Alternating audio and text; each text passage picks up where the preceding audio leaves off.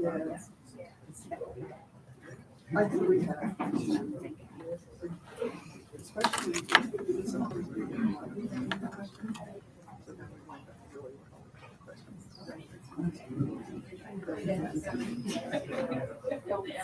yeah. Yep.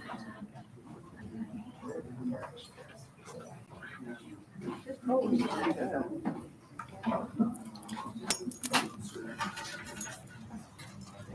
She's gonna offer extra cards for during, so if somebody does have a question during, then maybe it'd be okay. Okay.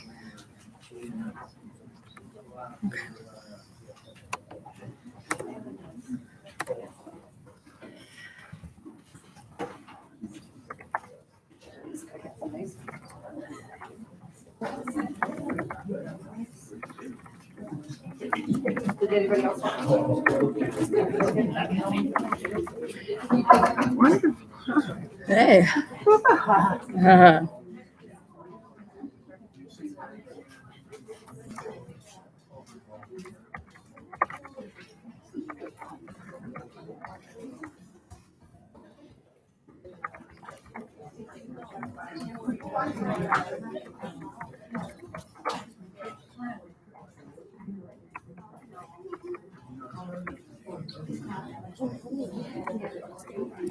Should we give them to you in category information, or should we give you, like, here's a couple that are very similar questions? Should we just bring them up in groupings and you can And I'll kind of, choose which one. okay, I'll probably choose one.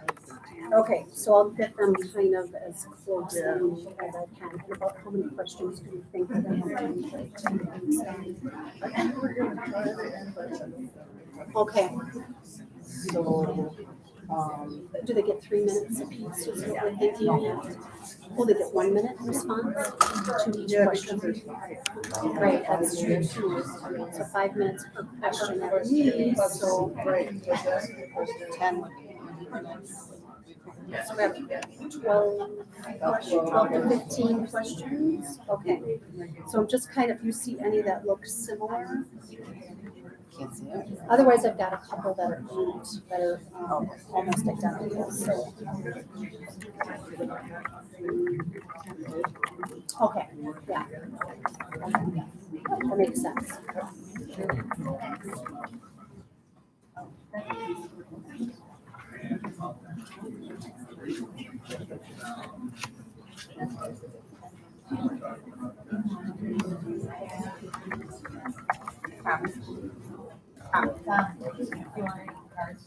Did you want to ask any questions? Okay.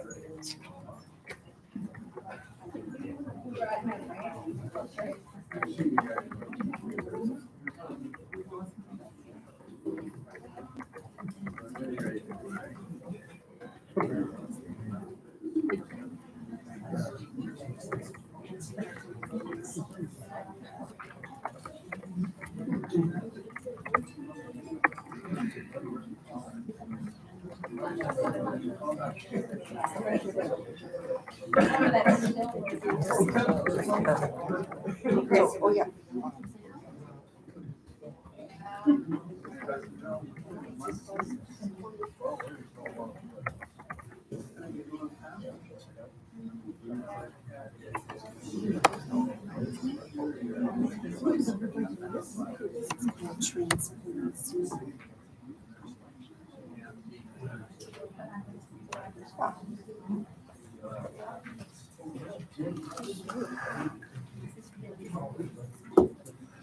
Did you want the article? Yeah, no, you're fine right there.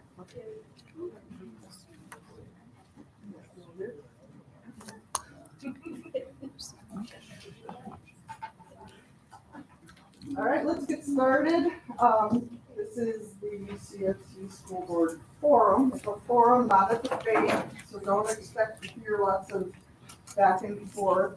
I'm Kim Bates. I'm your moderator tonight. I'm a parent, I guess, two CFC graduates, one my daughter in 2016 and my son in 2019, who are run off and are doing wonderful things.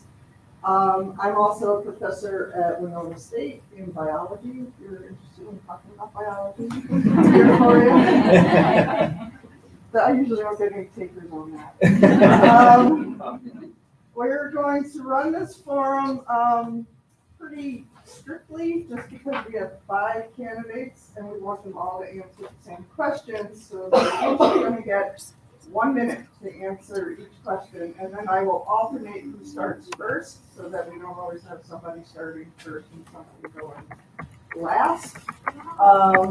The questions are written from the audience, so hopefully we'll get a nice breadth of questions. We're hoping to end by 7:30 so that everybody can get home in a reasonable time tonight. Relax. But first, we're going to give you each a minute to introduce yourself and kind of give us the reason why you're interested in being on the school board. And I'll start with you. Alright. So for those of you that don't know me, my name is Nikki Sechrist. I'm a graduate of CFC in 1999, so now that ages me. I have 3 children. Zach, who is a graduate of last year and is attending college in South Dakota. I have Drew, who is a sophomore at CFC right now, and Stella, who's in 1st grade. I work from home remotely for a utility and software company. I own 4 vacation rentals in Fountain City. My husband owns a construction company, local, been here my whole life. We're going to be building a house here in spring near Cochrane. I've been on the Buffalo City Council, Fountain City Business Group, Community Action Group.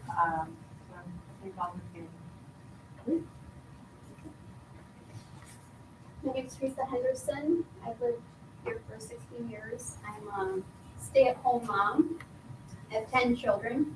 My husband works in Winona for the MnDOT, Minnesota Department of Youth Transportation. And I don't have any past experience being on the school board, but I would like to get more involved locally with my community.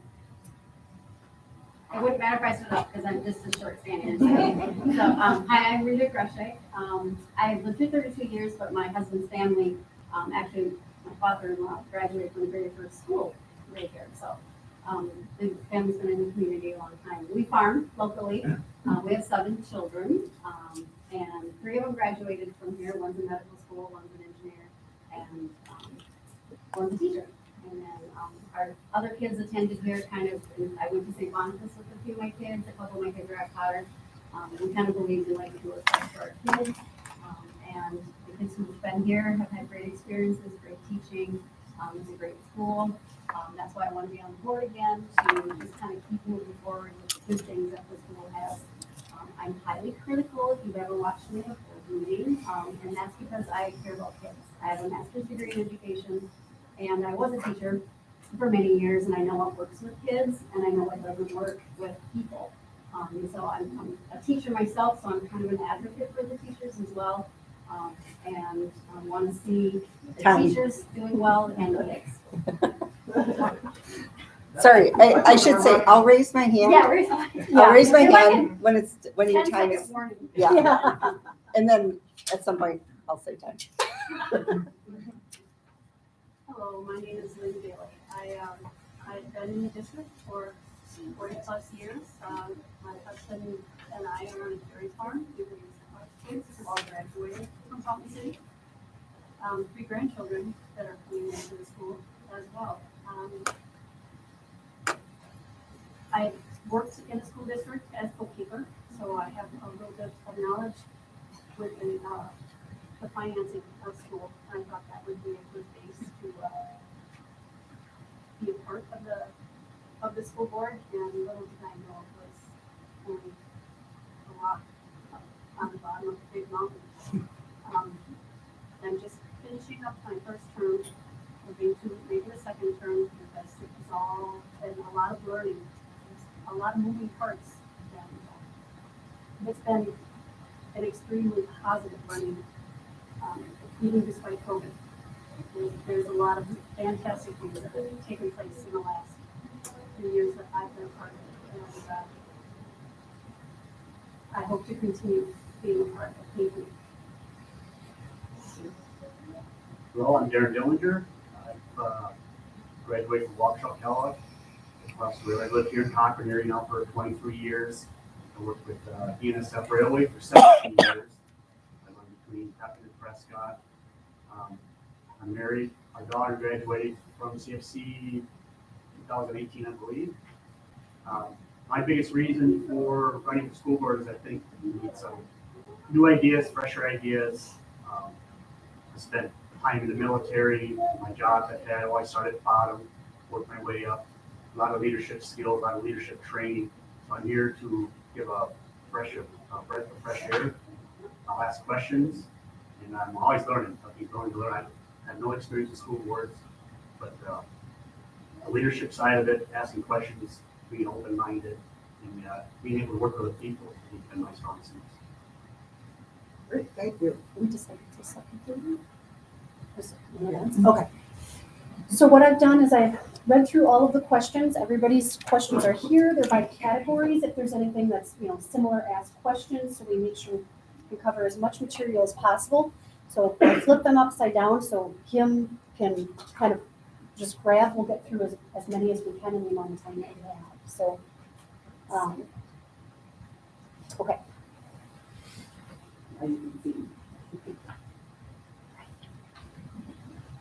Okay. We'll start with Teresa this time. What skills do you have that have prepared you for board service? Well, I am a chapter leader with John Birch Society. I have a degree in microbiology, a degree in clinical laboratory science. I worked for 12 years here in the local area until I retired because I'm homeschooling my 10 children. I've never worked in a school board, but my kids play sports here, and they might attend here in the future. As a chapter leader, you have to go through a lot of data and be organized.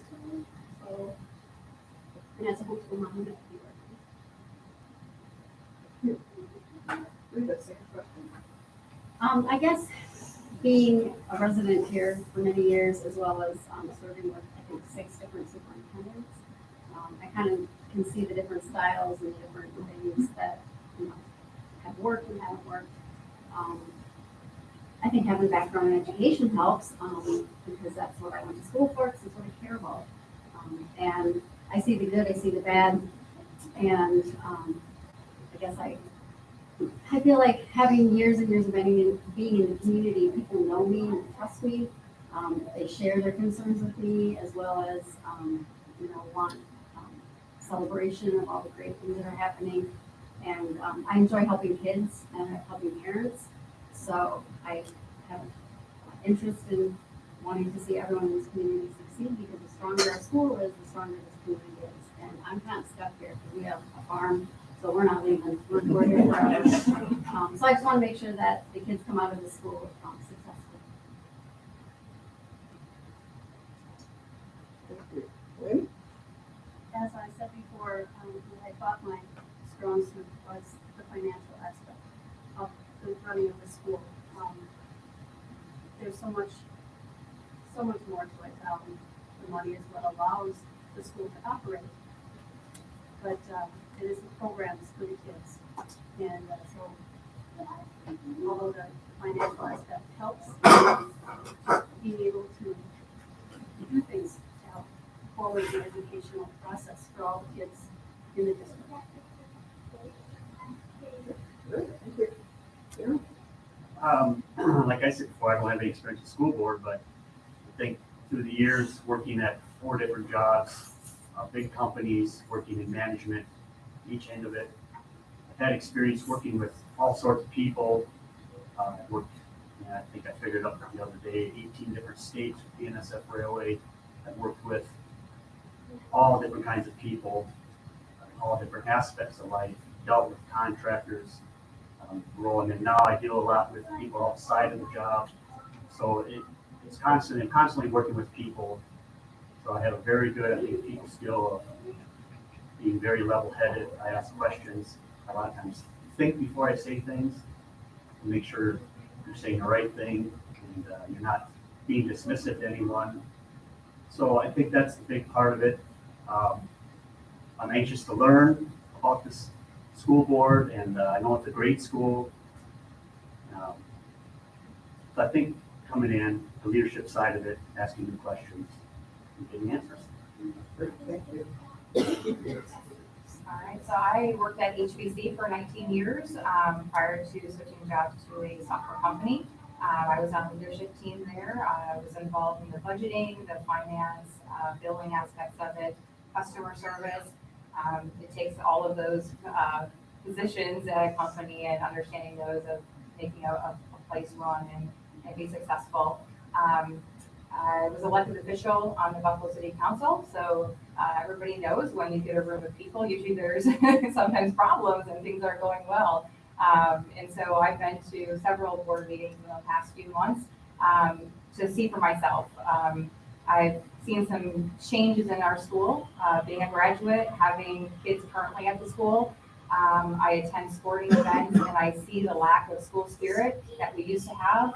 I see the lack of teachers being appreciated and a positive environment. And I just want to go back to the way it used to be where we were proud to be pirates. Thank you all. All right.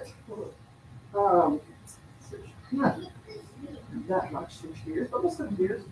How will you balance serving short-term community opinion and interest with long-term needs of CFC and its students?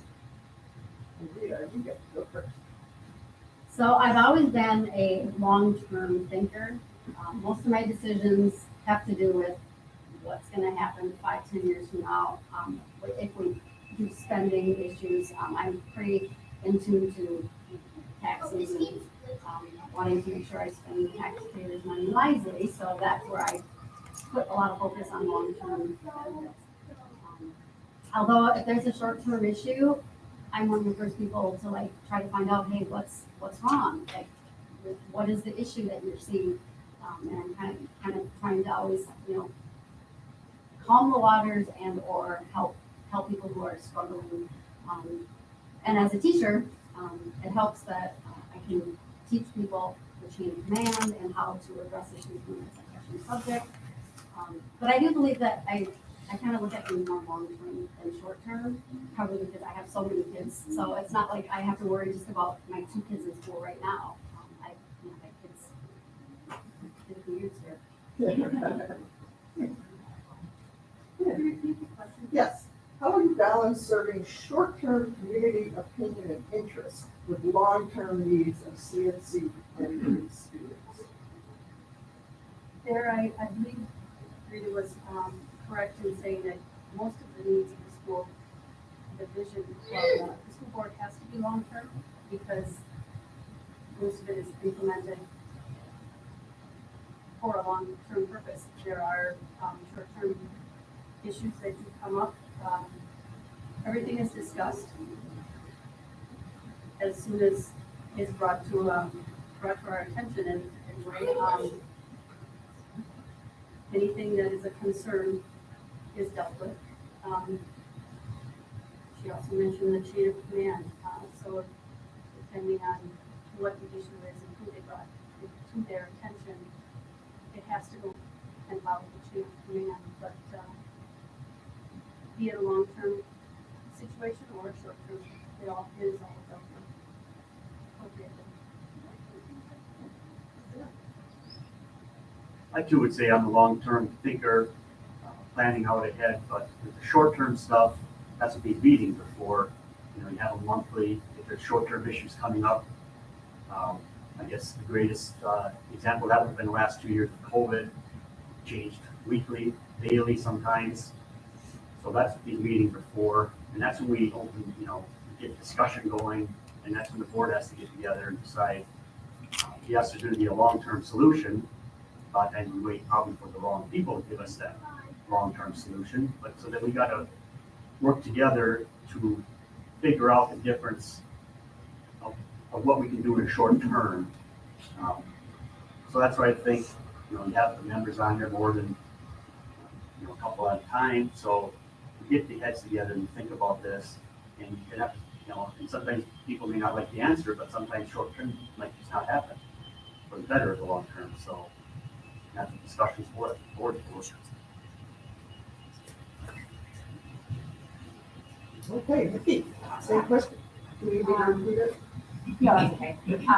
So short term, I think it's imperative that you listen to the short term issues because people expect a response. So they're not looking for a response 12 months down the road and wondering if you're doing anything about it. So I do think it's important to respond and to communicate to our community if there are short term issues going on, that we're not just dismissing them and not responding. Long-term goals, I mean, that's why you have subcommittees and you meet regularly and you schedule things outside of the school board meetings. So you don't let things just, prolong and get worse, and you solve those problems and address them as soon as you can. Thank you. Lisa. I think it's hard because people would like results right away, but for example, one of the things I'd like to do is bring back phonics as the primary and hopefully exclusive method of teaching reading. Well, you're not going to see your short-term results will be you impact your kids, impact your teachers, I think. And if you have the other people on board with you to see that it's going to take a few years to see how this plays out, I think if the board members all, see where the goal is, then we can work together and maybe. All right. Here's one. Those of you that are running under the slogan, vote for a change, please elaborate what that means to you. What needs to be changed if you're not?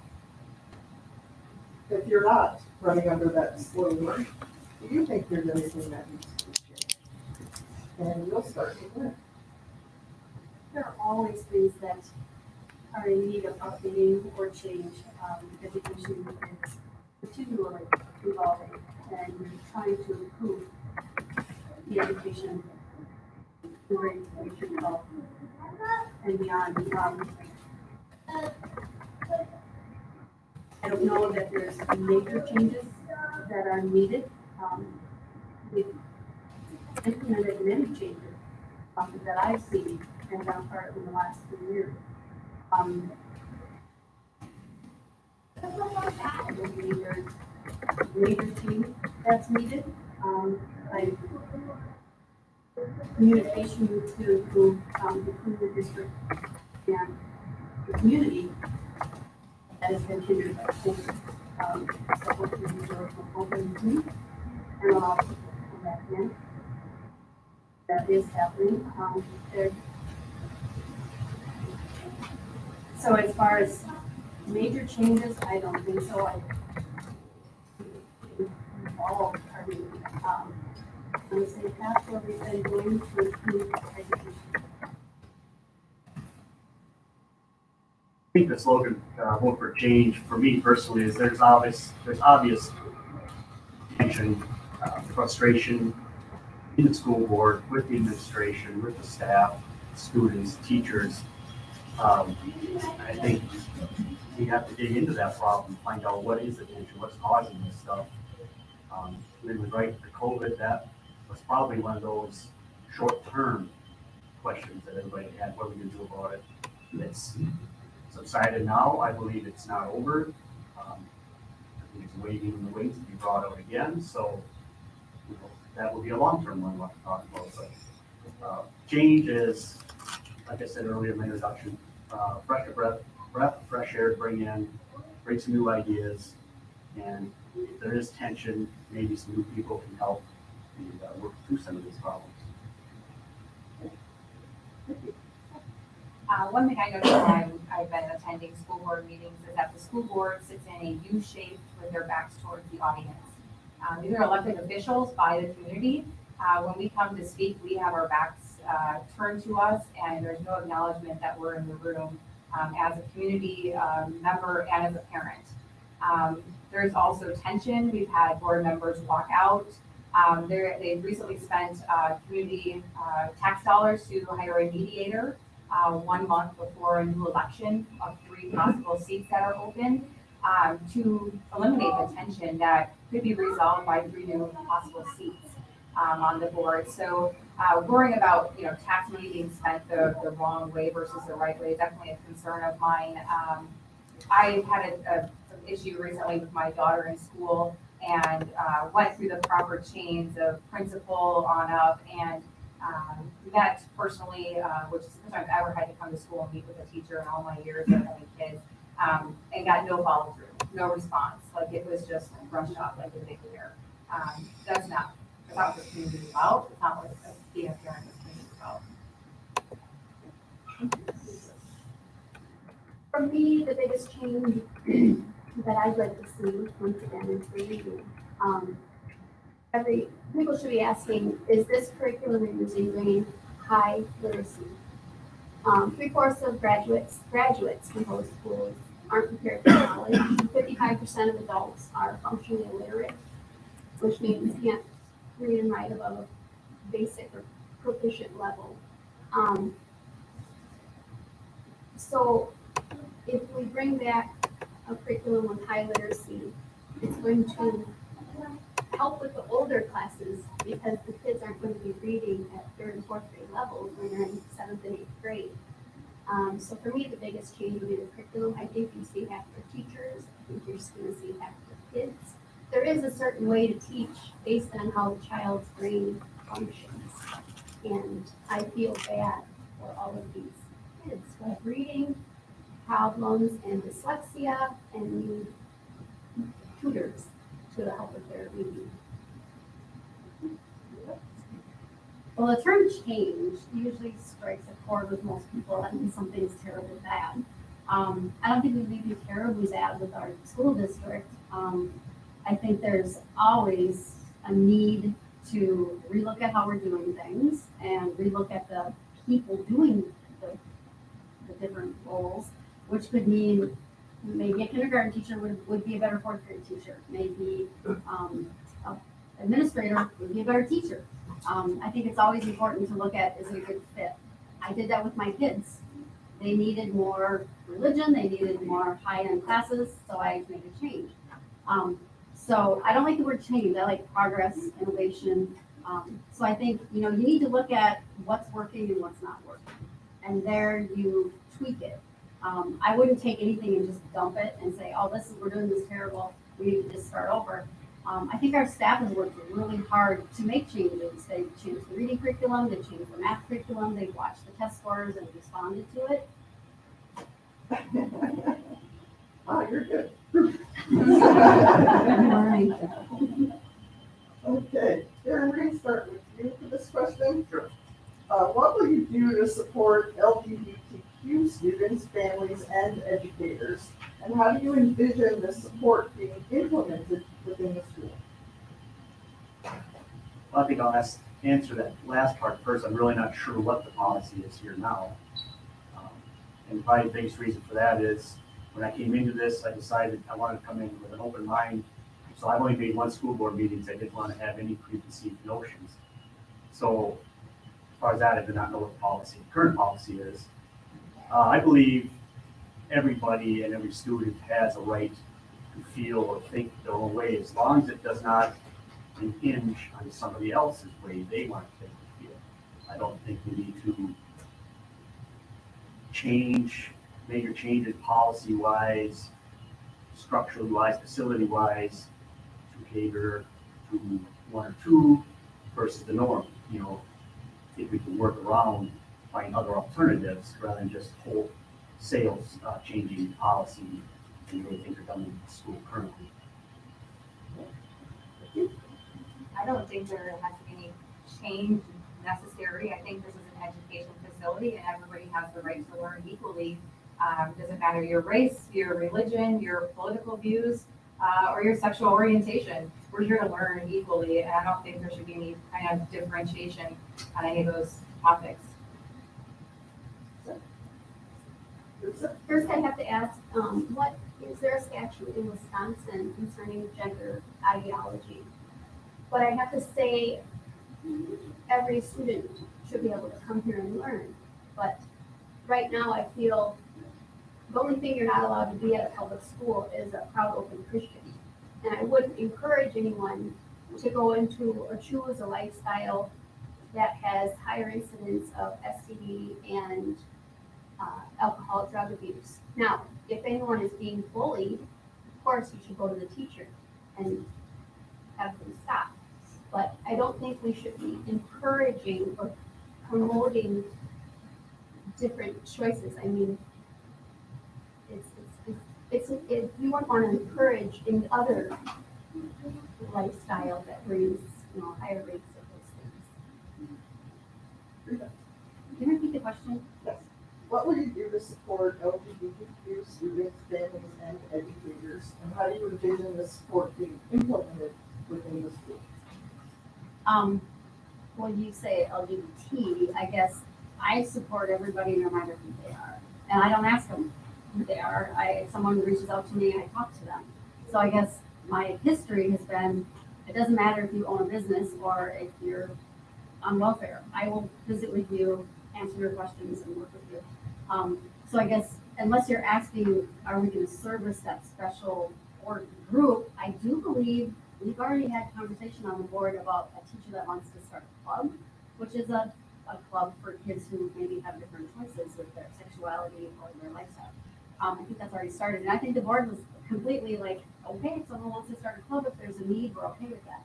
And I think now, we're talking change. I just thought of some change that we need. I do believe that our school needs to change the sex education we offer, and I think we need to meet these kids where they're at. And if there are, kids who need to talk or they need support group, we need to provide that. And maybe not the school, maybe we need to find them a source where there is a support group because we're a small school. Every child that comes through the door deserves good education and deserves to be safe while they're here. There shouldn't be any judgment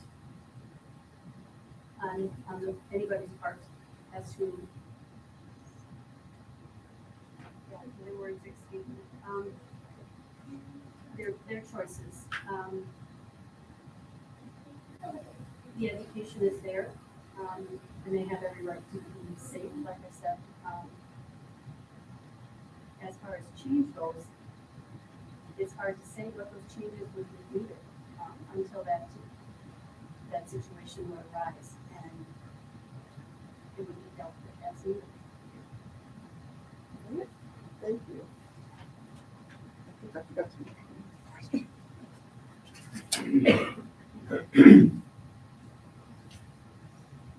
Starting all the way back in. Wow, we hit it all the way around.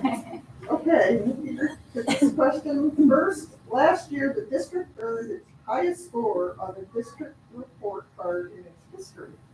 How are you going to support this continued success?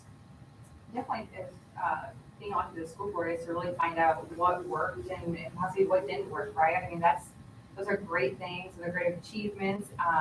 And, being an outside community member, you only have so much insight to what got to that point of receiving that achievement. So it's really becoming part of the board and really understanding what made those numbers up, what made that score up, because there's usually underlying categories that make those scores up, and really taking the highest points and keeping those things as part of our curriculum and positive things at the school. So. Could you say Yes. Last year, the district earned its highest score on the district report card in its history. How are you going to support this continued success? Okay, well, first I have to know what the district report card is reviewing. And then another thing I want to know is I'd actually like to see some of the tests the kids are taking, because if they're measuring how well they do on Common Core math or reading, they brought in the validation committee for Common Core, and the experts they brought in refused to sign off on Common Core math and English because it was such garbage. And so I would want to know, that's great if they got a good score, as long as they're actually learning something and they're able to apply it to their life and not just learning how to take a nice, good test score. That's something I would want to see, is some actual tests. I'd like to review them. Well, we actually are reviewing some of the data. In the past, we haven't really received a lot of data on the board, but we've asked for more data. And there's lots of tests the kids take. If you have children in the school, you'll know that they spend a lot of time testing kids. And each of the tests can tell different things. The tests can reflect how the kids were doing that day. So in 2013, when we had a lot of mold problems in the school, our test scores stunk. So we fixed that with referendum. And so we look at test scores to see where our weaknesses are, but if we have strengths, yes, we're gonna wanna like find out, hey, what are you doing? One classroom might have a bigger strength than another classroom. And I know the administration has put together teams so that the teachers can talk with each other and share that. So we've made, leaps and bounds and progress on trying to like capitalize on what's good. And yet you can't rely 100% on test scores as well, because you could have a really, really bright kid who's blowing the numbers away, and then you could have kids who are down here struggling. So you can't just say, oh, we're doing great, and then ignore the fact that you might have.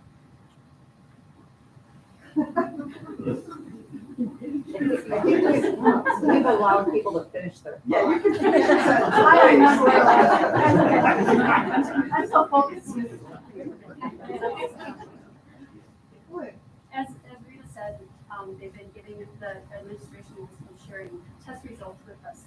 And it's fascinating to see, they also have told us, as Rita mentioned, that that test score is a snapshot for that day.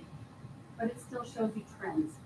And they're putting in a new reading curriculum that will flow through the grades. So all the grade levels are working together so that it's consistent, is a consistent flow throughout the years. And the math program is going to be working the same way.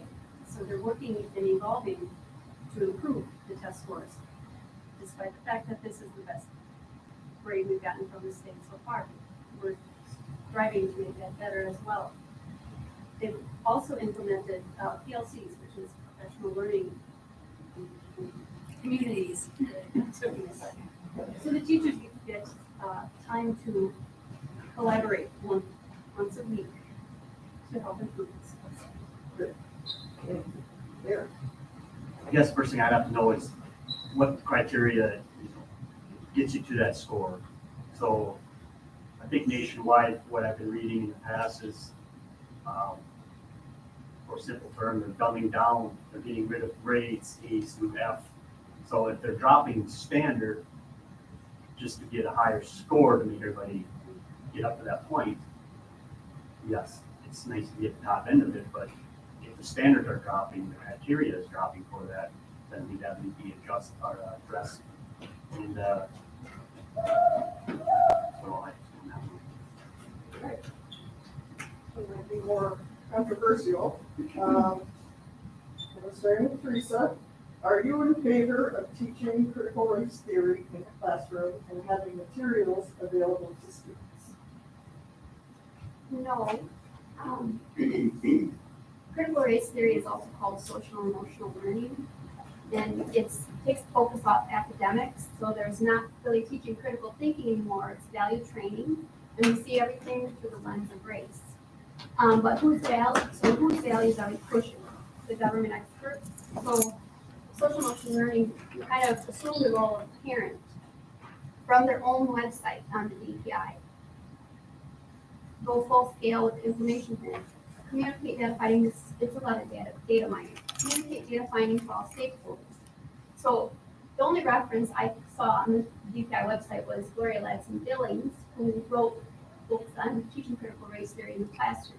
So everything is viewed through race. We're practicing racism now because of racism in the past, which is still racism.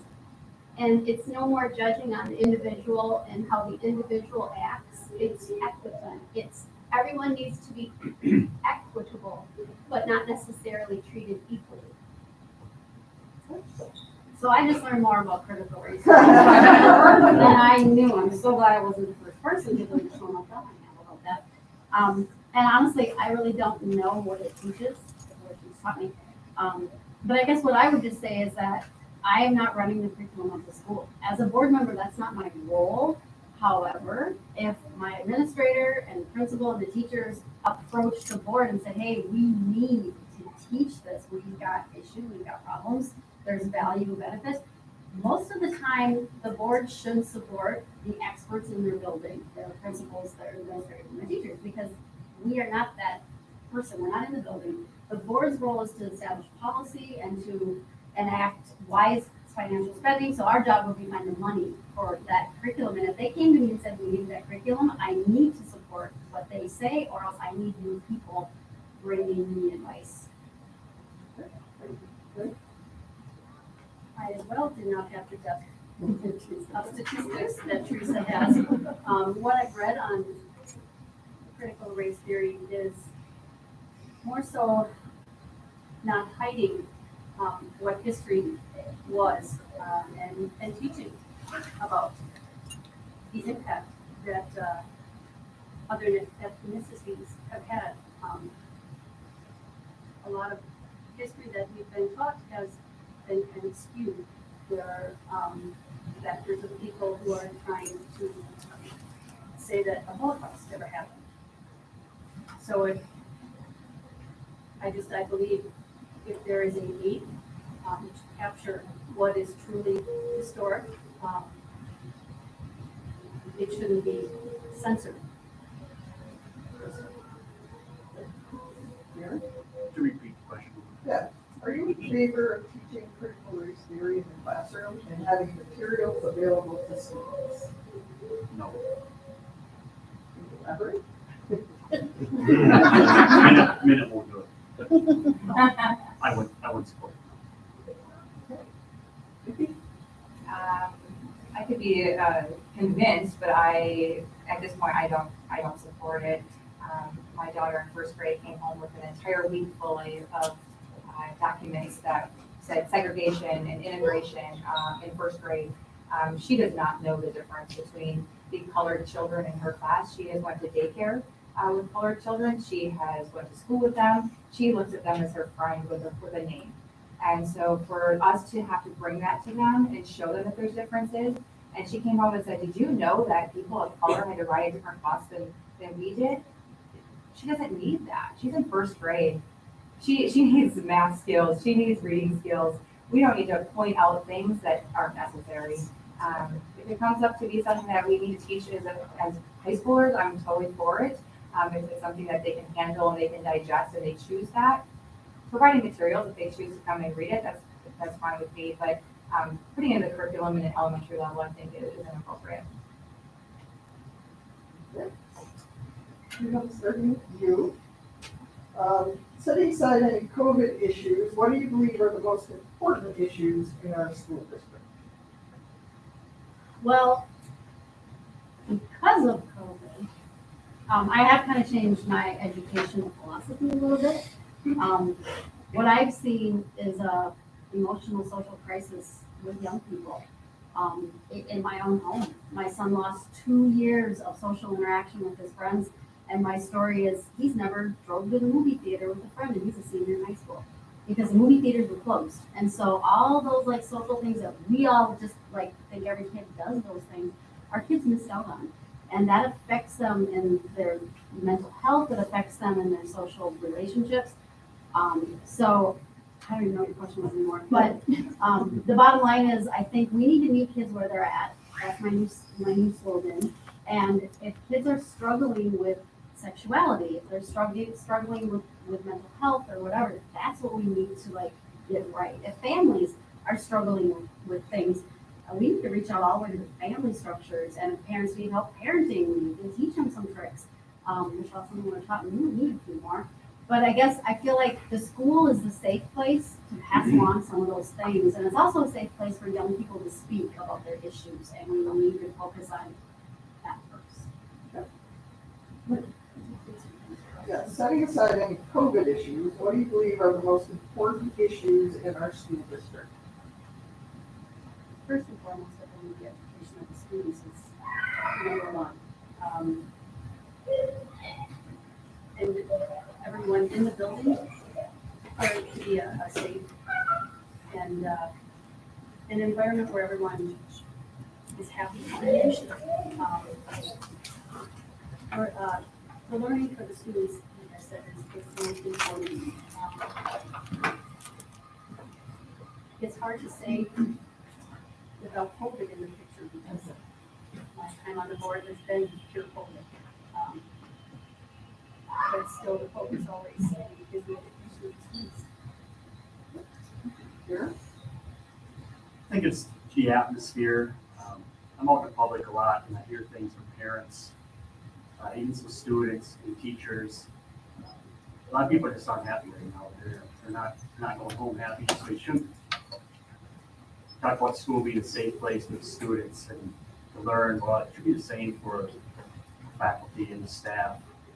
Come in and students see that if teachers are at school and they're not happy, they can see that. And they're wondering what's going on. And they hear it at home with their parents. So I think we have to work on that issue, find out what is the root cause, and get everybody back happy, not just the students. If the students are happy, the teachers should be happy and vice versa. So we need to work on that. And just, that's the people enjoying coming to school again. I mean, as a student, it's always a joy school. But you look back at it now, and I wouldn't change anything happened with me in school. So I don't think that's happening right now. So we got to work on that. All right, I have a few items. I definitely think this teachers leaving is a major concern. My son is a sophomore in high school right now and currently doesn't have a math teacher. It's not because teachers are retiring. You guys may be getting letters from the administration saying that. Just ask the teachers. They're not leaving because of COVID, and they're not leaving because they don't want to teach here.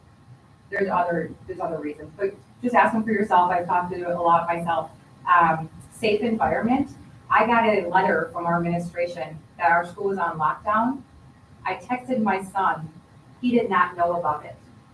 So the first thing that they thought of was to text us parents and email us parents that there's a lockdown at school, possible gun in school. My kid was in a classroom with the door wide open. The teachers did not know. They didn't know about it yet, and neither did the kids. And I said, "Are you safe?" And he goes, "What are you talking about? This isn't a safe environment for our kids." Lastly, volunteers. If our teachers are being burned out, masks have been not a thing the last month. Why are we not allowing volunteers back into school? Well, once again, my largest issue is the curriculum. And starting at a young grade, I feel bad for these kids who are advancing to third or fourth grade, and then that's it, they plateau. That has a problem in the future. But also, I'm concerned about the states assuming all the roles, parents teaching values, even feeding the kids. I mean, there is no law, there's no command for parents to love their children. Parents are the most important people. And yes, some kids have abusive families, they need to come for breakfast. But that doesn't mean every child needs it. And the last thing I would be concerned about is putting clinics inside of schools. So it's just too easy when a kid might be having normal mood swings. I had anxiety today about this meeting, to go down to the clinic, walk to a place where they could maybe get put on psychotropic drugs. And I don't know if that's part of the ESSER funds. I have to look into it more, but I would be against that. Say the schools assuming the role of a hospital or Okay. This really only doesn't apply to everyone, but I got 3 of them, so I feel like I should ask it.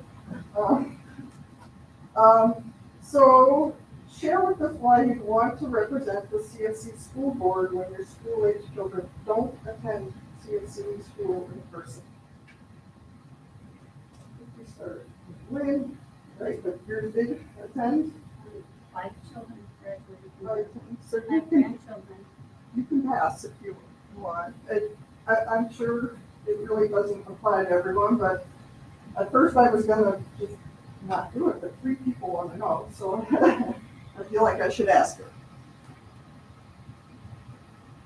Well, we had one daughter go to school here, graduated, but currently no students in, and no grandkids at this time.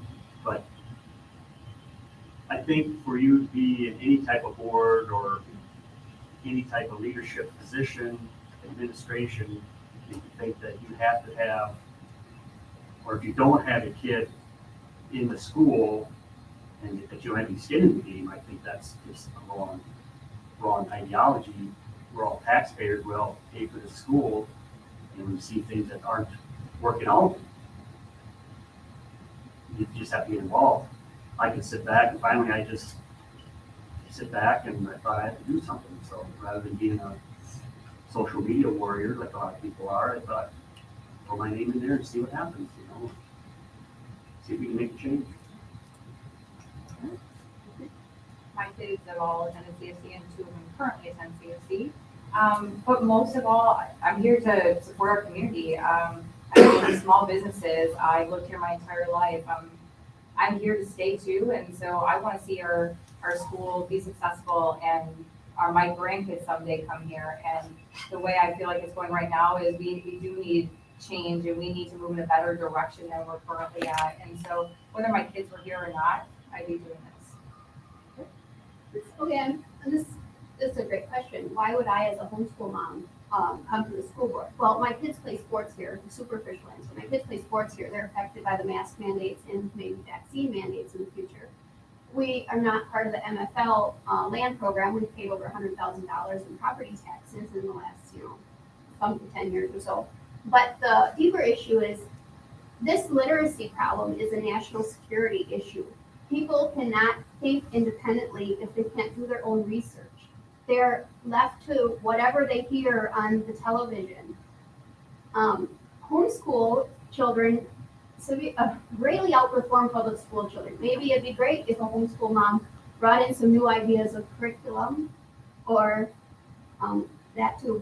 And also homeschoolers usually are teaching, on average, more children on one income and feed their children all the meals.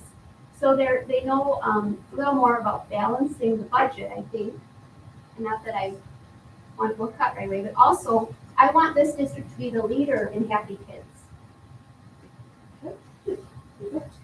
I've had people approach me and say that to me because I have kids at Cotter.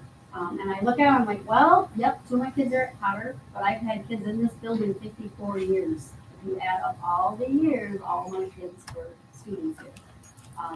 And I do hope I have grandkids that come to school here someday. And actually, if my kids weren't so happy where they are, I'd give them back here because I know that the administration has added all of the advanced courses that I've always wanted, and they're here now. But my kids are happy where they are, and my kids' happiness is important. So I hear from people about me choosing a different school. I get 30 more seconds.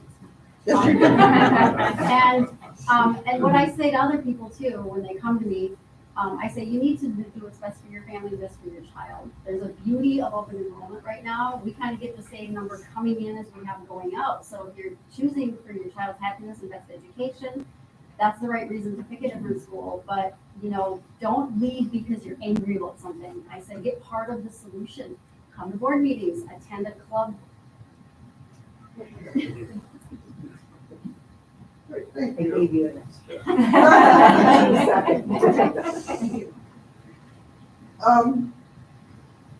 They're pretty close. We're starting with Darren. What approach do you propose for the CSC district to attract and retain qualified effective teachers? And the caveat was particularly people in high school. That's why I'm running for school board, to find that answer out. And it's hard to say when you don't know why they're leaving.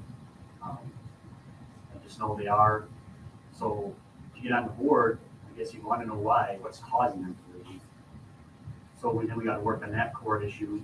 But then that's what the board is also with, and talk with the current members that have been on there and see what have been the issues and how can we work to make that better. If it comes down to pay, schools live off tax money, so it's hard to say. This district doesn't have a lot of industry for extra tax, so sometimes it's as simple as pay, and you just lose out sometimes. But I think they're not leaving because retiring or firing. So we have to figure out why and then work on that issue. And hopefully it's just a few issues and not multiple. But, that's the biggest reason I signed up for the board. So retaining the teachers, one thing that I know from everybody that lives in this community is we choose to live here. We can go make more money in a big city. We like where we live. The teachers that choose to teach here like it here too. And so if they're leaving and this is their remote area that they're living in, they've chosen that because they're that upset with what's going on. Which now means they're gonna have to travel to neighboring communities to teach or find a different career or passion. We need to make sure our teachers are happy, find out what's going on at school. The kids aren't happy. My daughter comes home, hates school every single day she comes here. She cries every morning, every Sunday afternoon I hear, do I go to school tomorrow? I had never saw a first grader hate school in my life. My kids loved first grade. Something is not right. And being on the board and being part of the community and understanding is how we can make change. I think it's the history to blame the culture or the kids for not learning, but I believe it's the curriculum. But as for the teachers, I've heard from some recently that they're upset with the administration. But I've also talked to people who left 5 years ago, and they said it was the culture of the school, which I'm assuming meant they didn't feel, she said specifically she didn't feel welcome here. She was an outsider. I don't know why the teachers are leaving here, but I do know that it's a problem in other school districts also. Arcadia is losing 17 teachers, staff, and teachers at the end of the year. GET is losing over 4. So personally, I could not teach the curriculum if my 8th grade student is reading at a 3rd and 4th grade level. And so it's gonna take some time if they went back to phonics for the results to show. So for the time being, I don't know what the answer is to keep the teachers here. Well, first of all, we've already attracted high quality teachers.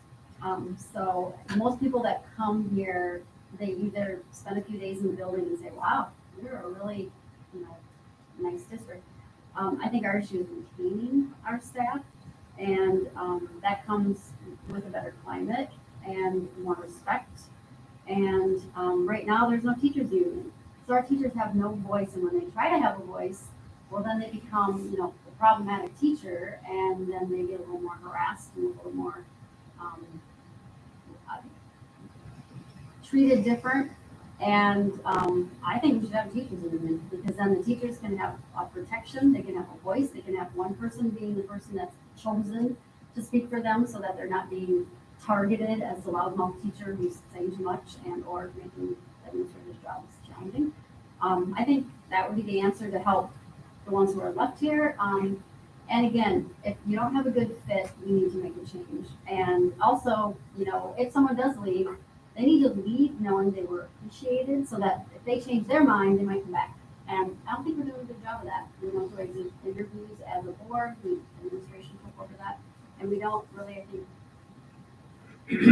wrap up our end of a teacher leaving and really doing research to and then good know. Yes, if the community members, oh, no, wrong one.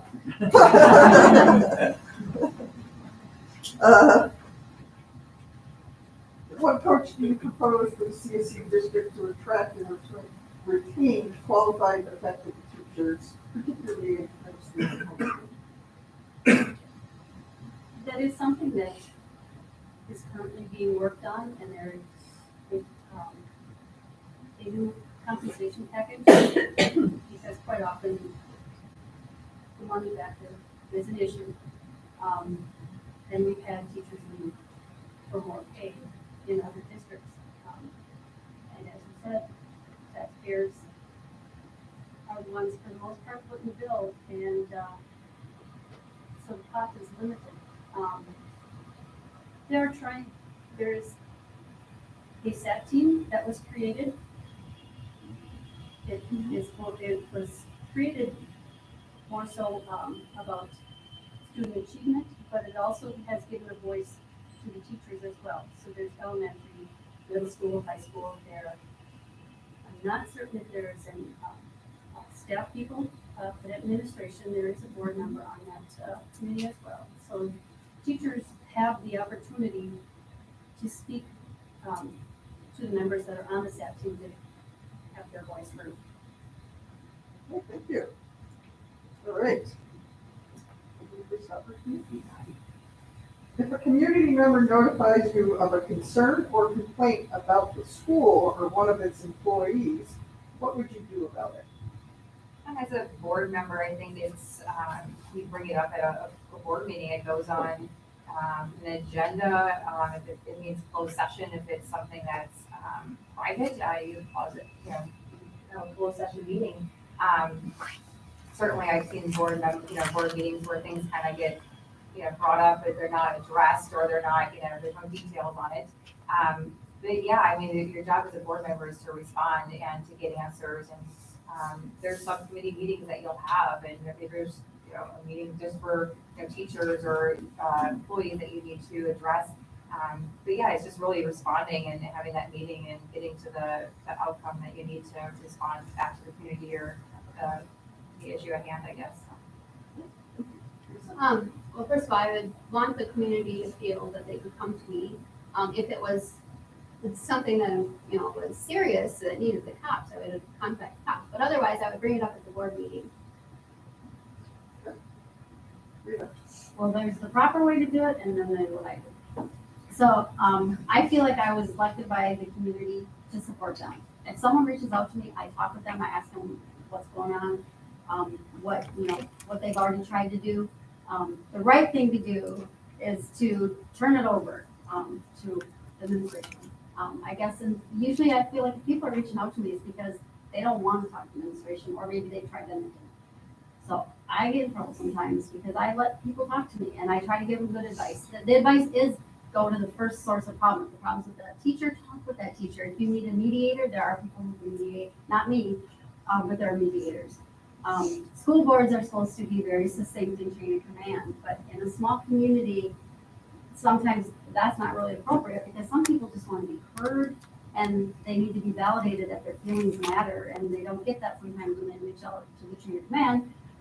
So I kind of get in trouble every now and then. We talked about that today, but I guess I feel like people need to be listened to, and if you don't listen to them, you don't really even know what the whole problem is. Like,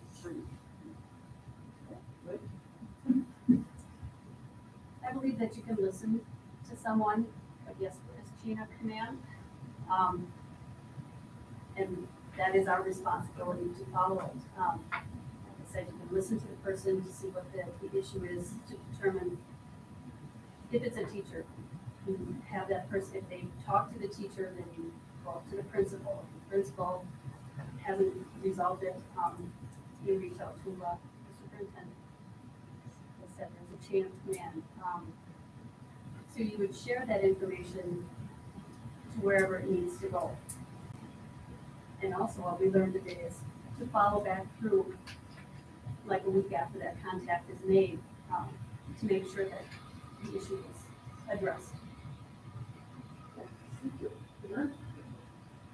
The key sentiment here has been chain of command, but we are an elected official by the public, so if somebody does come up, I told people that I would be open, you can talk to me, be brought up to the board, but ultimately the board makes policy, administration enforces policy, does the day-to-day stuff, but if it's something serious, I mean, it's definitely going to be brought up. I won't turn a deaf ear, and one thing I will enforce quite a bit is just say, come to the meetings. One meeting I came to, I think there's 10 people maybe, let's not just wait till something arises or elections are up and then come to the meeting, write your question, and you can speak publicly. But yeah, chain of command, but my ears will be open and we'll just go through the proper procedures that way. All right. Susan, let's start with you. How do you ensure transparency in decisions and functions of the CFC school board and CFC at large? Well, they talked about live streaming some of the meetings. They talked about getting, I believe, a Facebook page or something where they could post what's going on. I think that's a good idea. I think people should be able to put in questions. I mean, we need more community involvement with parents. There need to be more parents at the meetings. I mean, my kids usually played summer sports. It wasn't until this COVID that, they were impacted as far as medical devices, being required.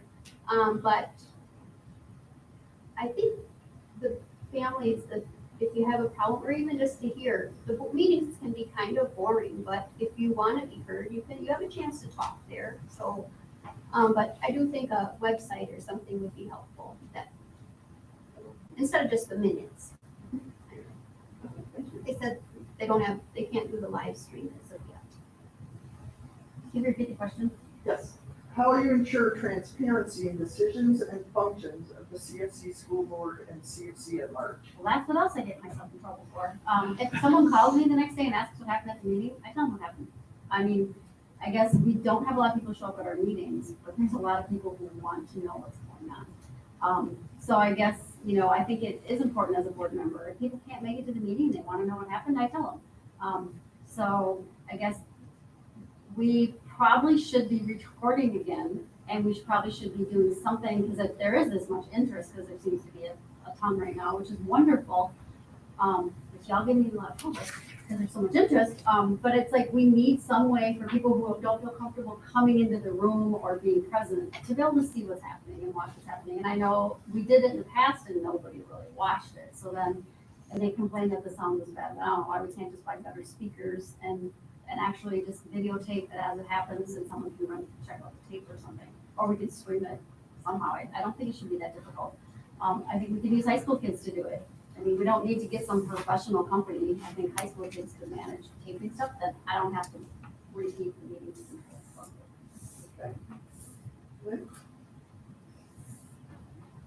The issue of transparency is being discussed in the fact of streaming, or how to cost effectively share it with the public. Figure that out yet. People do come to meetings. I don't think it's a bad thing to talk to people if they call about what took place. Closed session can't be discussed, but there's no reason not to share what took place at the meeting, because it's all public information. Minutes are always posted, or it takes a while. They don't get posted until after they've been approved, so there's a little delay there. But yes, meetings are wide open for anybody to come anytime. Transparency is good. As an elected public official, we work for the school, work for the community, so I think all these are great ideas. Live streaming, the recording, whatever it takes. And I think using the students is a great idea. Anything like that, it's all a good experience, and it should be open. People have questions, they should be able to watch and see if their question brought up by somebody that may be speaking publicly. You just see what the outcome would be. So yeah, I think they're all great ideas, and transparency is a good thing. Anybody up here has any issues with that? Well, we're live streaming this I event, know. so why can't we live stream the other meetings so we can live stream sports? One thing for transparency that I've noticed is that on board nights, when I've been here, is that there's an agenda that's posted, and every single time I've been to a school board meeting, they add items to the agenda. People come to board meetings if they're concerned with what agenda items are on the agenda. I prepare for agenda items. There should be absolutely no reason that the agenda should have 5, 10 items added to it after the meeting starts. So that's one major transparency issue that I see. The last meeting, there was one quote for $12,000 to get a live streaming unit to live stream the school board meetings. I've been in technology for 23 years. You never get one quote, first of all. And it does not cost $12,000. To me, that's an excuse. They don't really want you guys to know what's going on. They don't want you to sit at home and listen to what's going on. That's not transparent. Okay, we start with Lita. Do you understand how the school is financed? Well, I'm always learning, but I do believe that our new superintendent does a really good job trying to continue to bring more information. I've attended WASB training sessions, and they will, explain it again. I guess if someone would ask me to explain it to them, I wouldn't try to. I would say speak to the superintendent, because she's got it like down pat. I do understand taxation, and I understand that we're in, negative tertiary aid, and all the big things. But I couldn't tell you every fund that we have and or what's in each of them or how money gets shifted or moved or why. I really believe that the superintendent is the financial wizard, and if I had a question, I would ask. So I guess I understand it, but I don't think I'm an expert, and I really don't try to be. I'm usually the one on board that does all the math at the table, though, if I want to know statistically what percent of teachers are this. I'm good at math, but I wouldn't say I completely understand like how the whole budget's pieced together. That's her job. That's why she makes the big money. But she also does a good job sharing, with us on how things are happening. The school is financed. Well, it starts with the state. The state actually determines what each district is allowed to spend in a year.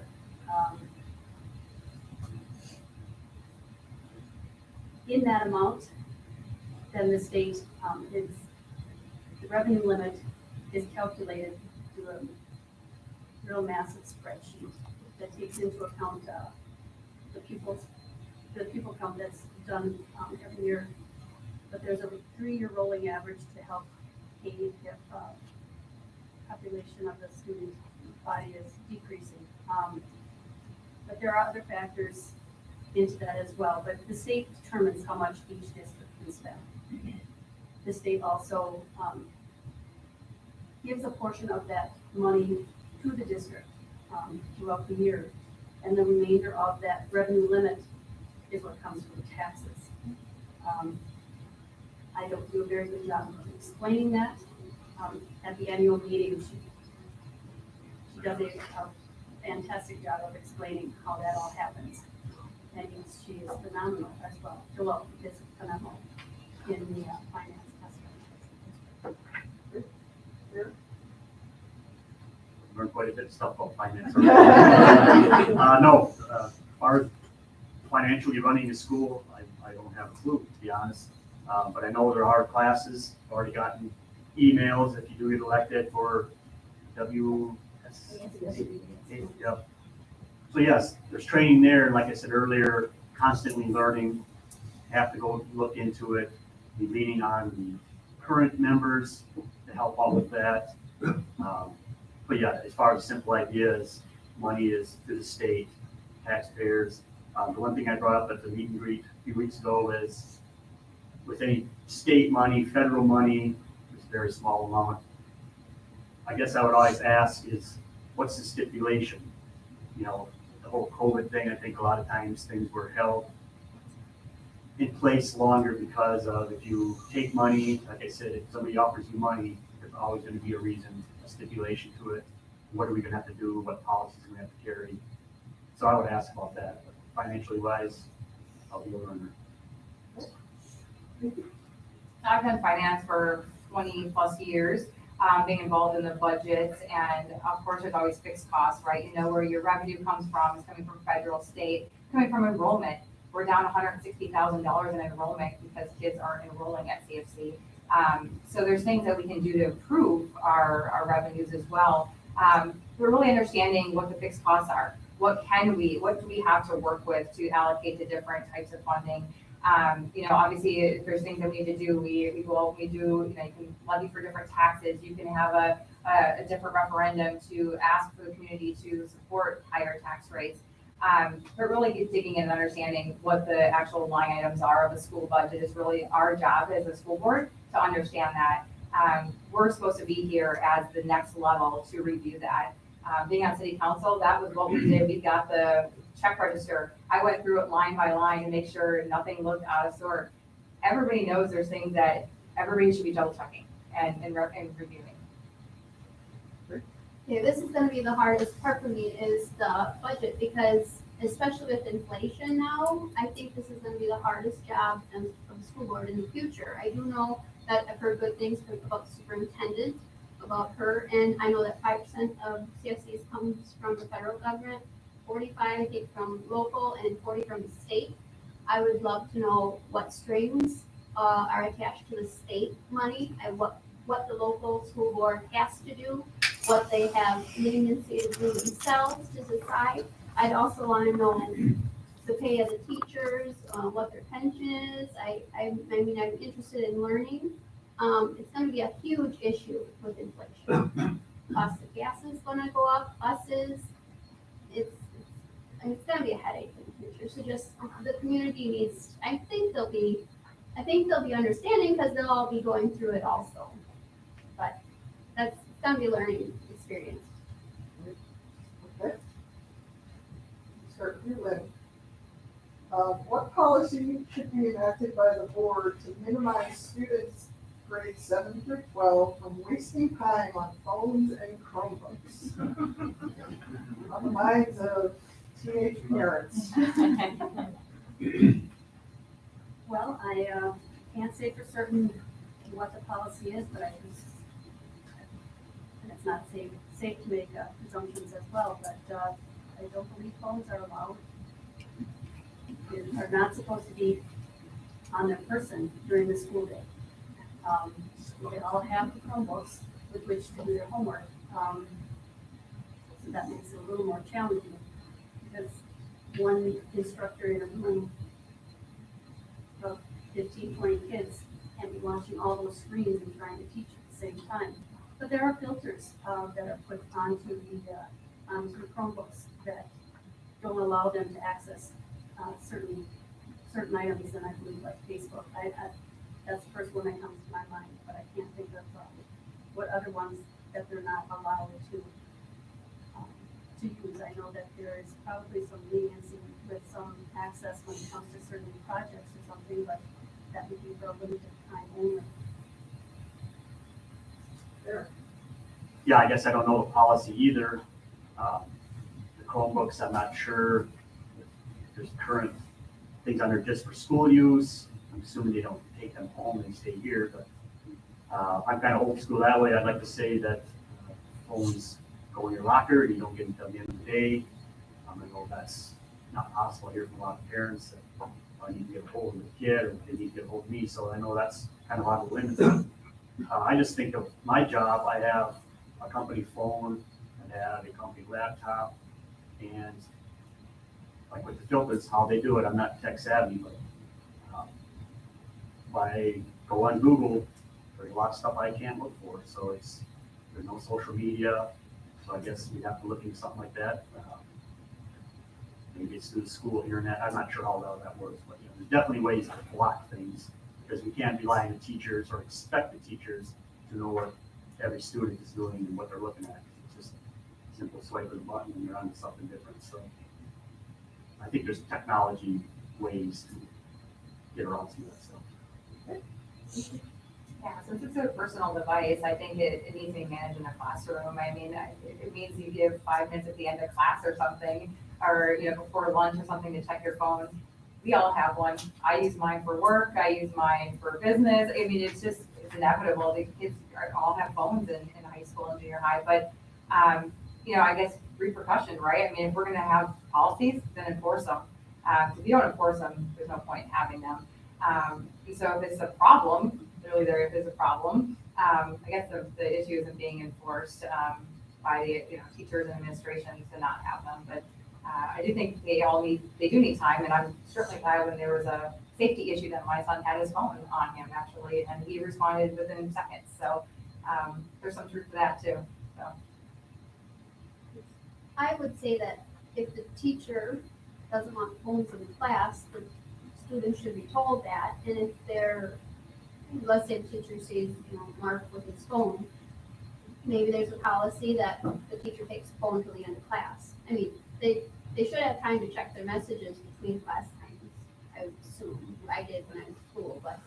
And as far as the Chromebooks, everyone uses them now. I don't know at what grade they're starting, but I would hope that we could get rid of them for the kindergarten, first and second grade. I mean, kids are having way too much screen time, and everyone knows that, hears that. So let's not stick the kid in front of a Chromebook at such a young age. Well, I have my personal opinion and then I have my school opinion. My personal opinion is kids don't need a cell phone unless there's an emergency. So all they need is a phone line and make phone And that might be a parenting class about like the damages of social media to young people and just the damaging aspects of having cell phones and young ages. So that would be interesting, and or learning how to put filters on phones.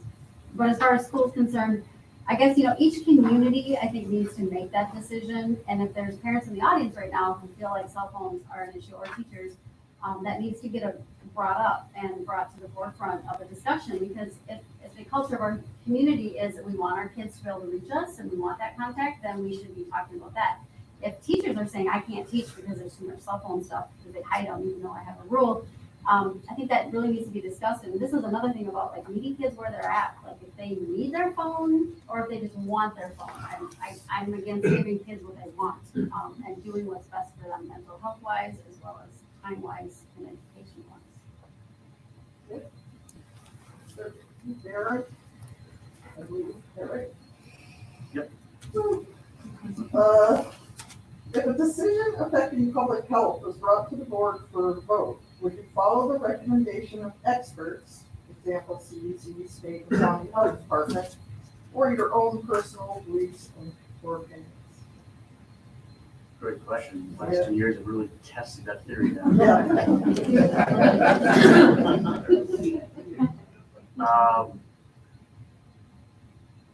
Personal and professional questions and answers. Yes, experts. I think everything nowadays, no matter what department, federal, state level, it's really been reared its ugly head the last 8-10 years. Agendas. So I think you have to be informed. You have to look for your information from more. You have to take CDC or the state health department or the county health department, but you also have to inform yourself. You have to have some common sense to figure some of this out. So I'll just use the COVID as an example with masking. I think everybody was on board for it maybe the first few months when it broke out. But after a while, when you start seeing big corporations and stores, you can wear them in, but small mom and pop can't. That's when common sense kicks in. You have to decide and make an informed decision with common sense. I'm a common sense guy, so.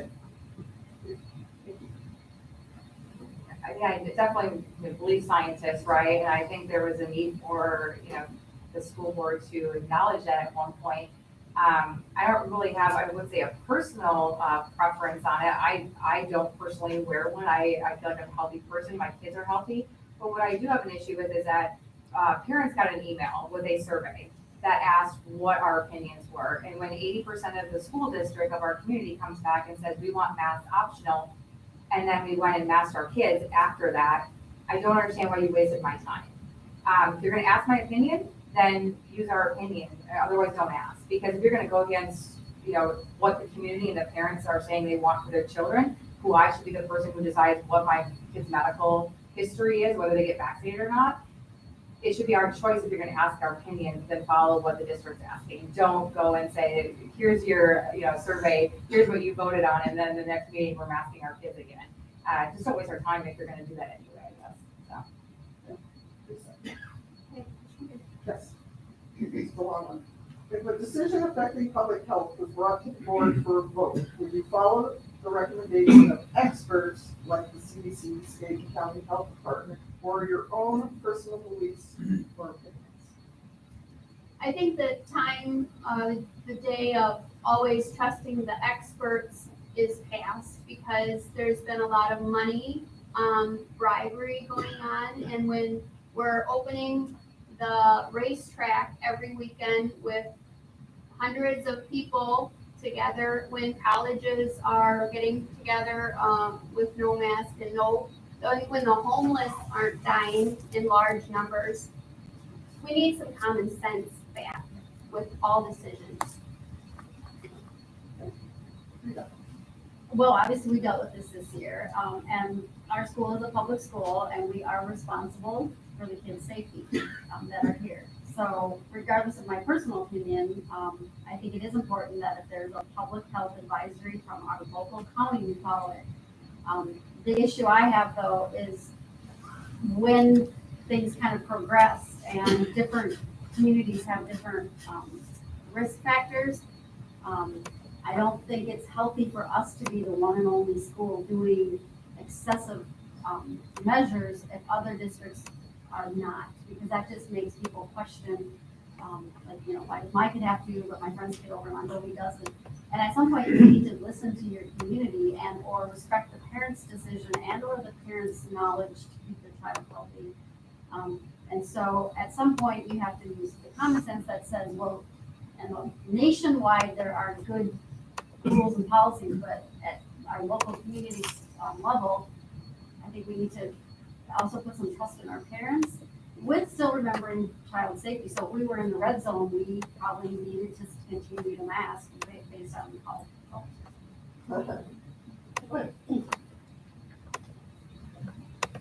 I don't believe anyone will ever forget these past few years, challenging to say the least.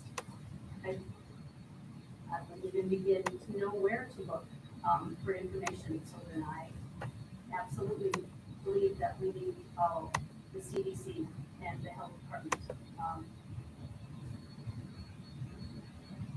We were charged with keeping all kids safe. And I don't mean to mean what individual people wanted for their kids. Luckily, I didn't have to worry about my kids being in school, although I did have little grandkids in school. And that concerned me. I had to follow the science. I believe that they were healthy enough to ward off any potential risk, but that doesn't mean that the child next to them had that same ability. You don't know everybody's medical history, so you gotta follow the science.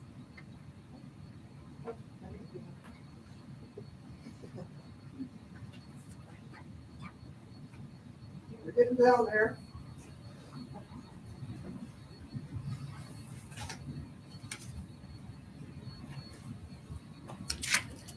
Let's start with Karen, right? We started last year. It's getting late.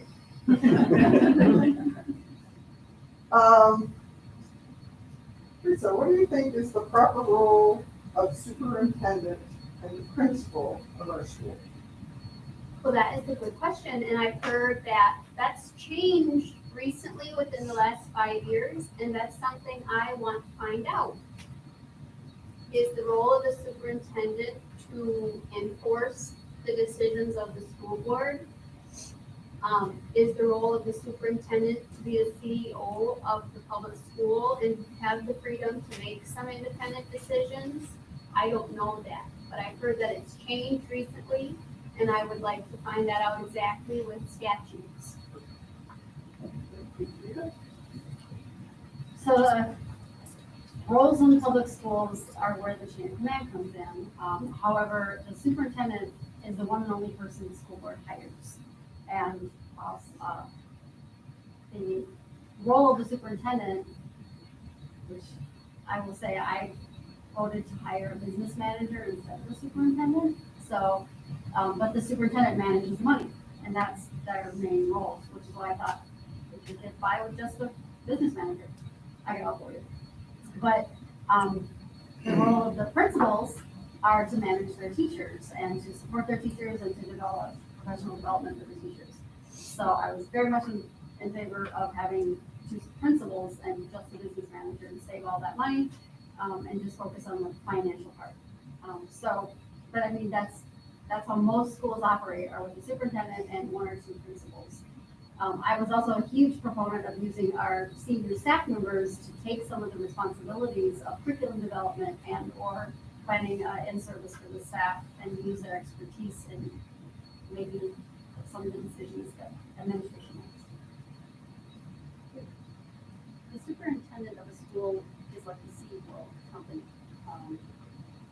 There's a lot more to that position than just finance. Although the financial aspect is a major portion of it, but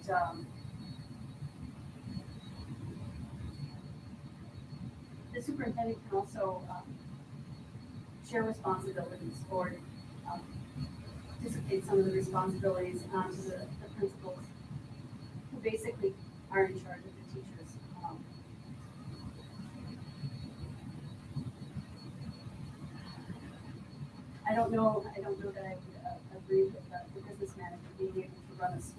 just so much more that goes into it.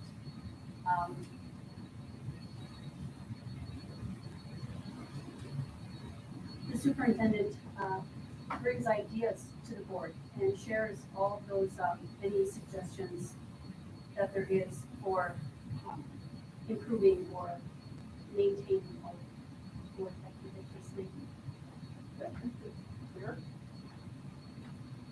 Talked about chain of command a lot tonight. I looked it up just so I knew for sure. Good old Google. Hierarchy of a school district.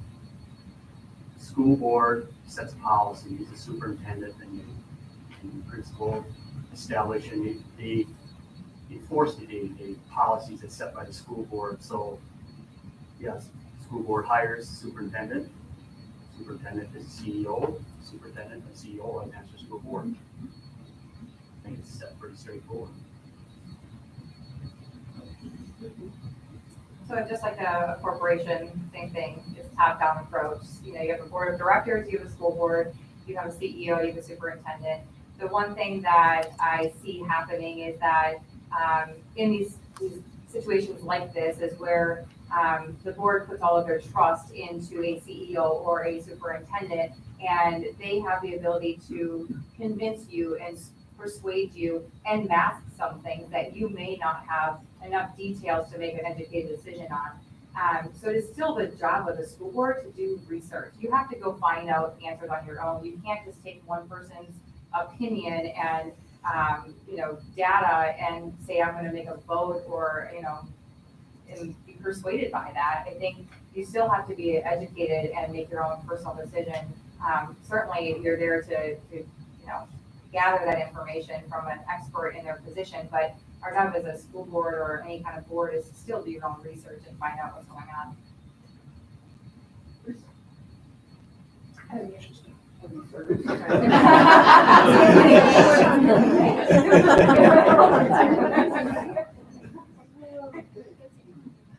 Yeah, so I have some questions left, but I will ask this one just because it's a little different. So we got, how do you facilitate giving students a voice in their own education? I'm a strong proponent of listening to the kids, listening to their needs, listening to their opinions. I guess I would be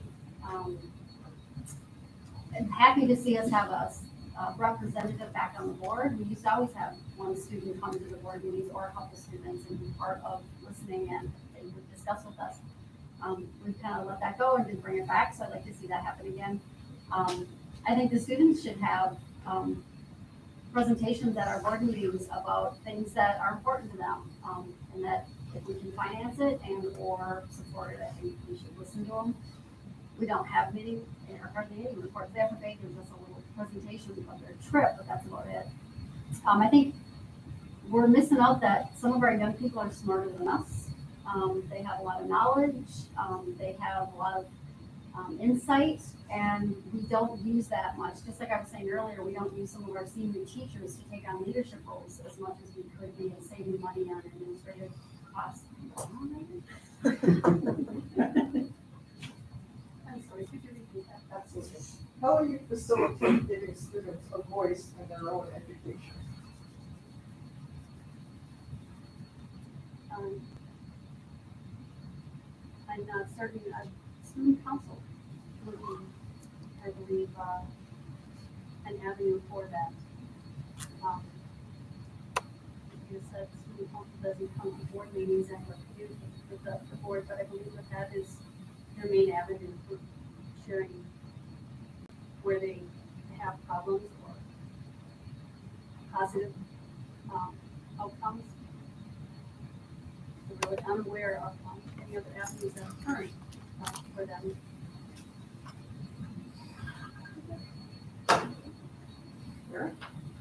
I think that'd be the true bottom-up effect. The students, they have issues and concerns. I mean, let's face it, like was stated earlier, they're smarter.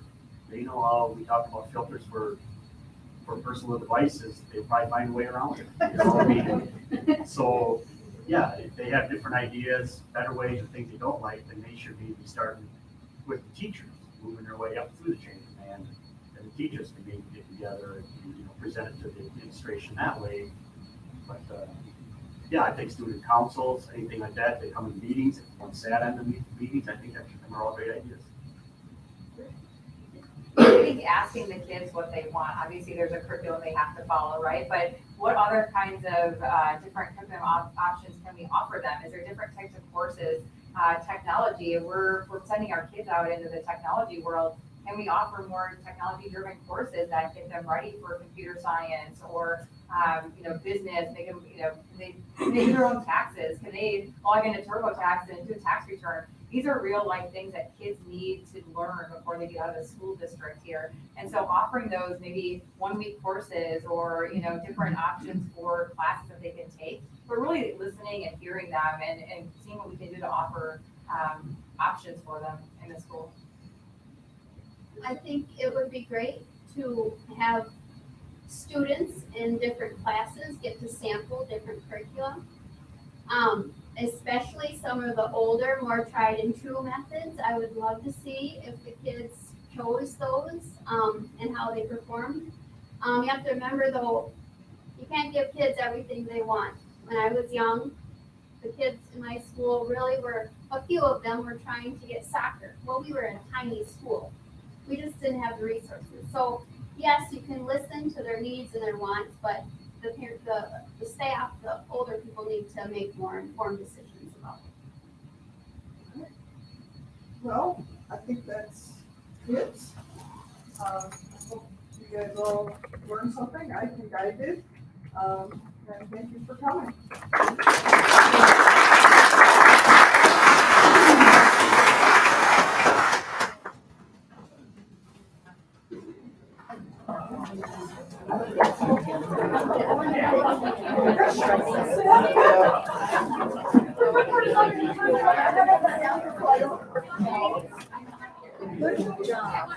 Excellent. I know, right? I miss you. Retired.